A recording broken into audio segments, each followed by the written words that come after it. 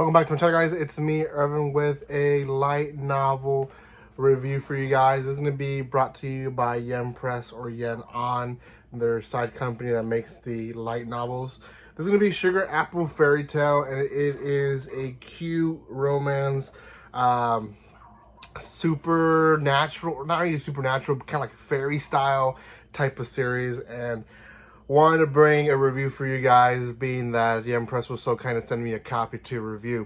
Now, before anything else, if you haven't done so by now, make sure you subscribe to my channel. Give some love by commenting, liking, and sharing. Share this video, guys. Make sure you also check out Yen Press and all these stuff that they're releasing, because it's quite a bit. And a lot of my reviews are from them, so make sure you check them out. Also, you guys can find this and other series as well in the link in the description below, where you guys can buy cheap manga and anime. So make sure you check that link as well. And again, give some love to Yen Press, because they're doing so many good things in their company right now. So Sugar Apple Fairy Tale, on the contrary of other series, this is actually an older one. I had actually heard from it because there is an anime being released next year. Not really sure if it's in the winter or in the spring, but it is releasing next year early on. And a lot of people wondering where it came from. Well, the light novel itself, I believe, has already completed in Japan, and it has more than at least 12 volumes. I think it's about 15 or 17 volumes. So it's quite a bit of a story, and it's, I think, started releasing back in the 2014-15 era.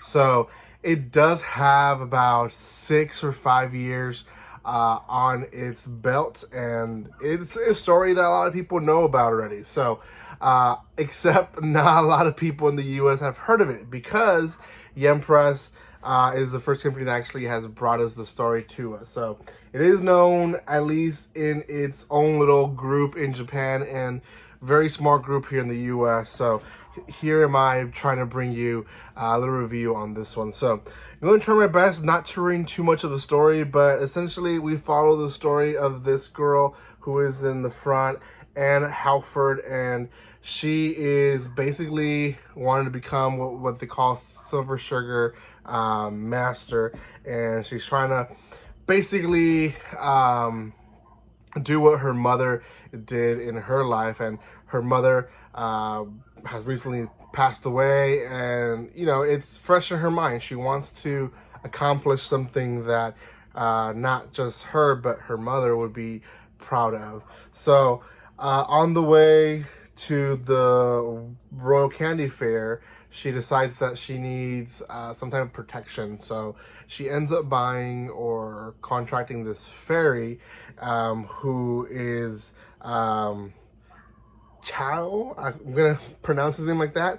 Chow is essentially a fairy, and in this world, fairies are basically enslaved, and they are bought in and traded and abused and used by people, essentially. So he is essentially a warrior that is contracted to protect, and she is using him, although she is against the idea of slavery and fairies being used for this purpose.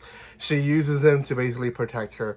Now, he is a little stubborn fairy of himself. He doesn't really follow fully the instructions that she gives, and he kind of just does his own thing.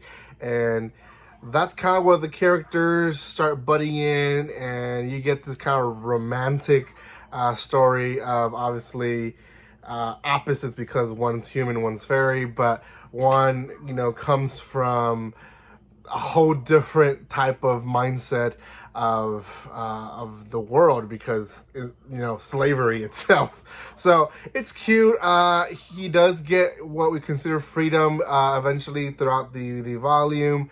There's quite a bit of story between them two, and gosh, it almost seems like the first volume could just be its own thing, and it would be good enough. Like, if they did 4 or 5 episodes of just this first volume and ended with the first volume ends, I would be content with it. It just seems like so much happens in the relationship, and we see a lot of things happen between them, and things that happen around the first volume that I personally feel a little bit, I guess, not really hooked to read volume 2.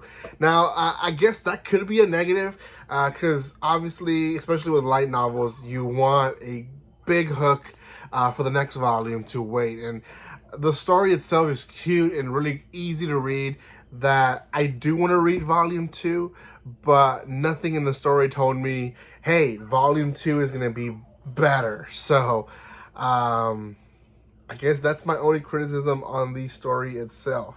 I'm excited to see the anime, and if the anime turns out being as good as the light novel, I might actually even react or review it. So, yeah, go check out Yen Press again, or Yen On, the company that releases light novels left and right, and they are, again, doing a great job. The story itself, highly recommend. Out of 10, I would give this one a 6.5.